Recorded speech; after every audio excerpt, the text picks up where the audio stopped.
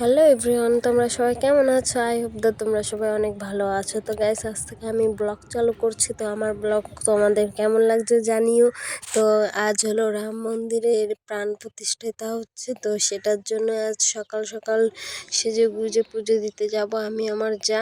তো গাইস, তোমরা দেখতে থাকো। আর হয়তো এই ভিডিওটা অনেক দিন পর ছাড়ছি, তো তোমরা কিছু মনে করো না, মানিয়ে নিও কিছু ভুল হলে। তারপর আমরা পুজোর এখানে চলে এসেছি। দেখো এখানে কত সুন্দর সাজিয়েছে সব কিছু। আর আজকে সবার মুখে যেটা রয়েছে, জয় শ্রীরাম।